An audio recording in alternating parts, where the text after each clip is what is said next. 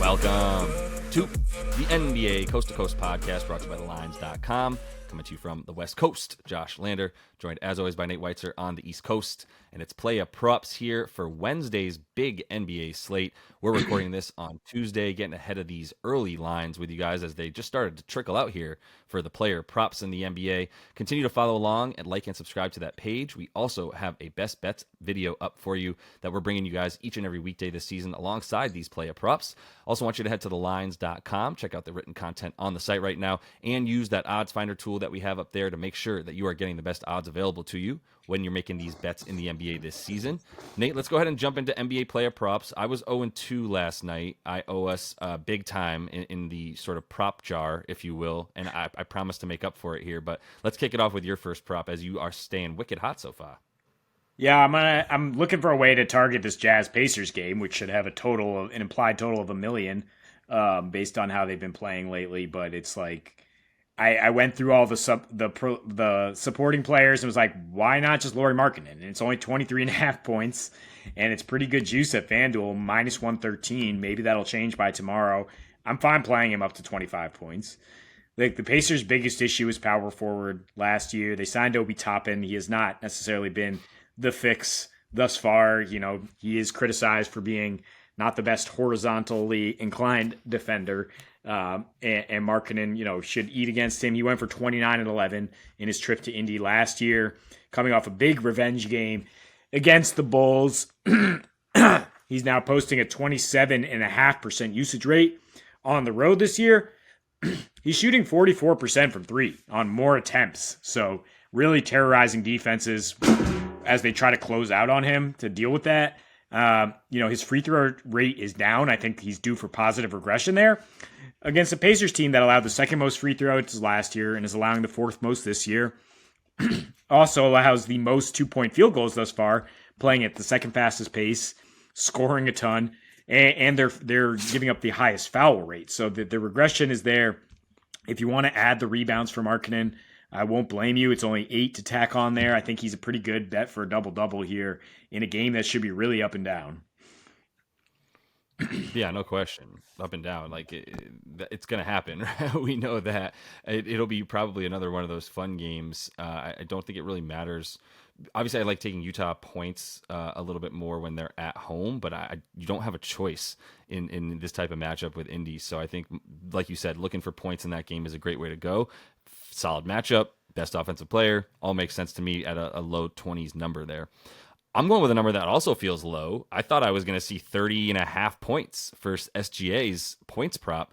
And so I'm going to make it a simple points prop as well with Shai Gilgeous-Alexander going for over 27.5 points, minus 115 on FanDuel. I was like, it's either juiced down or something. Like, last year he did play this team twice in the Cavs, went over 1 out of 2 times. It happened to be when he was at home, which is where this game is. He scored 35 in that game. He's gone over this in 4 of 6 this season with a 31% usage. The 2 that he went under went pretty comfortably under. Actually had 23 in one game and then 7 in that other game that we saw. That was a complete stinker, I believe, versus the Nugs. And yeah, look, man, like, the Cavs, they allow the most points per game to opposing point guards for a very clear reason. There is no defensive-minded guard on this team, really, at this point. Even Ty Jerome, who's gotten some minutes coming in, like, tough dude, not, would you say, horizontally inclined? Would agree with that as well. Definitely has feet that look like they're in cement blocks at times. So, like, yeah, I just don't know, like, who on this team is supposed to keep him from getting into the paint. And even when he gets into the paint, he doesn't really need to go all the way there with that floater and with that foul line shot. Obviously, the Cavs continue to be pretty good at limiting points in the paint, in part because they're so bad from the perimeter in general right now on defense, which I thought there was going to be a couple guys coming in that would make them look a lot better. But things aren't great in Cleveland overall, especially with them missing, so many guys so often, including Jared Allen. They got Darius Garland back, but just great for more greatness for SGA if he's ever switched on to him. So yeah, the 27.5 points feels low. Is there something that you think I'm missing? Am I walking into some kind of trap here with that one? No, I mean, just one of the 2 times SGA went under, it's because he sprained his ankle, and that was only 2 games ago. He came back, I think, looked all right, though, carried the offense in a win on Monday. And so I think the line is a little bit deflated because we're just still not sure if he's 100%. But I think the matchup is great. Yeah, against last time these teams got together, it was him and Donnie just dueling. And now Donnie's got Darius Garland back to take some of that pressure off, but it's still SGA all day in terms of creating offense for OKC. Gotta like them at home a little bit in this rematch, even though the Cavs have a couple guys back. And talking the best bets about the Nets at home against the Clippers, who are trying to figure some stuff out here with James Harden in the fold. And I think a way to approach that from player props is to keep riding Ben Simmons in terms of his rebounds and assists. 15 and a half at pretty even money at FanDuel. I would put a unit on that and a quarter unit on him to get a double-double, which he's done twice so far this season, flirted with triple-doubles.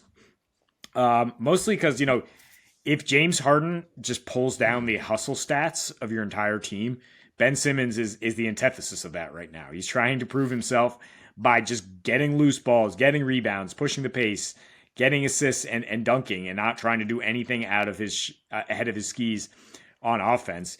He's averaging a career high 10.8 rebounds per game. That's 12.3 per 36 minutes. He's still getting 7.5 assists per 36, despite a lower assist rate, not necessarily handling as much in the half court. But when he plays against James Harden teams, and that being the Sixers, the Nets in the past, to take away his dud last season where he was just still a mental mess, he's averaging 17 points, 8.5 rebounds, 8.3 assists. So clearing this number pretty comfortably. LA giving up the most rebounds to small forwards, if that's where you want to slot Simmons. Not really sure what position he's playing, but they are giving him the fifth most offensive rebounds per game overall, second most steals. And in their last two here, one with Harden in the lineup, gave up 100 rebounds to the Lakers and Knicks. Also gave up 28 assists in each game. So, if you watch Harden play down the stretch, it's just like anything the other team wants to do in terms of hustling is available to them. The Clippers offense is a mess with him and Russ on the floor at the same time. Ty Lue's got a lot of work to do. And right now I'm just going to try to capitalize on that by taking some guys on the other side, especially when it comes to the rebounds, because I think the Clippers are not going to be having much success on offense. Yeah, I mean, I feel you on this one.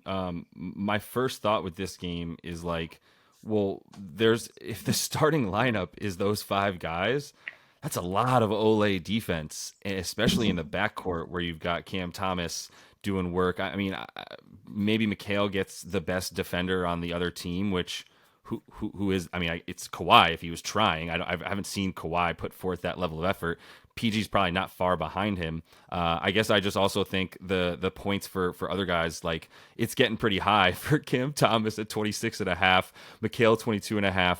So I do like Mikal a little bit better there, but yeah, there's gonna be a lot of Ole defense. That's really what it comes down to. And if, like you were saying about the Knicks when they played the Clippers, like they could barely take advantage of it, scoring 111 points, and that offense is about as clunky as it gets right now in the league as well with the New York Knicks. So yeah, I'm here for the Ben Simmons bet. I think the double is a nice little plus 240 as well. I'll just move on and say that's my next bet and my final one here for our play of props on Wednesday's video.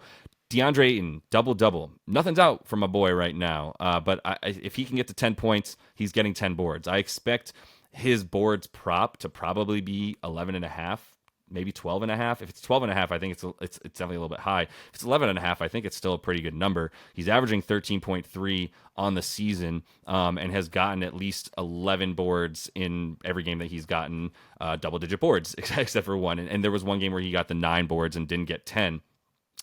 You worry more about the points, to be honest. Dominating is just not really hitting the little baby hook very often, and there's not a lot of shots to go around because there's no one really other than Malcolm Brogdon, who honestly just doesn't have the ball in his hands enough or the playing time right now. There's no one that's setting up an offense, setting other guys up to score in the offense, and that's a big problem with Ayton, and that's why his usage is so low, and that's why his second chance points make up the majority of his points in the league right now, because when you get more than 13 boards a game, hopefully, we got more than 4.5 of them are on the offensive side, so that's good for some putbacks for him. But yeah, he does need to get to the line a little bit and be a little bit more aggressive on offense. But as far as the rebounding goes, the Kings, man, it's tough right now for them. We just saw Şengün eat them alive. He only got 8 boards, but he got the 12 assists because he was also playing from the 3-point line so much to draw DeMontis away from it and let other guys like Jayshawn Tate get offensive rebounds. But either way, for against DeMontis right now, like, you can do what you want. He is giving up the most rebounds to opposing centers in the league. I'm not saying the Kings are. I'm saying Domantas Sabonis is giving up the most rebounds to opposing centers in the league so far this season. And I think that's going to continue for Ayton, who is the only guy getting rebounds. And we've talked about it before. That's why I'm really going back to the well with him. The only guy getting boards for the Portland Trailblazers with the way that their lineup is constructed, relying on Jeremy Grant to play the 4 and get down low.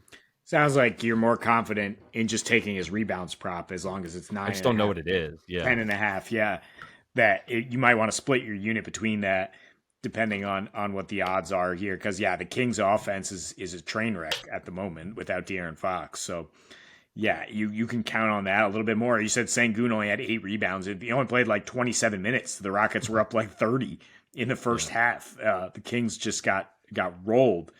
I mean, I was intrigued taking the Blazers here. I don't really have the same confidence in them as a unit because of what you mentioned. Yeah, they just got so many young guys freelancing out there. But defensively, Ayton should gobble up all the boards, and the Kings have a low team total per usual right now without Fox. So I trust him to get those boards. Another big part of it. I had a guy on Twitter, my boy John, shout out John Wilson, hit me up and say, we were talking about my Domantas Sabonis pick yesterday, taking under 7.5 assists for him. And his response was like, well, yeah, we just need the other guys to hit shots, and then Domantas will get those assist numbers up. And I'm thinking, yeah, but there's a reason that they're not quite as open with De'Aaron Fox not being the one to set up everything from the jump, create the mismatch on offense and the imbalance in the opponent's defense, and then get everything going from there, where DeMontis is the second pass and he's got cutters, and it's not the same, so without D Fox. And I think that'll be the case again with plenty of rebounds available for Mr. Ayton. So that is all the time we have for you in the Play of Props video. Follow along, do subscribe to that page and like the video if you would. Check out our this is Play of Props, so you check that out. Check out Best Bets as well. Have that up for you on the season, up 4.15 units in the Best Bets as well. So up all over the place, 5.15 on the season. We'll continue to trudge along with you guys through this fun NBA season. And until we see you next, happy betting.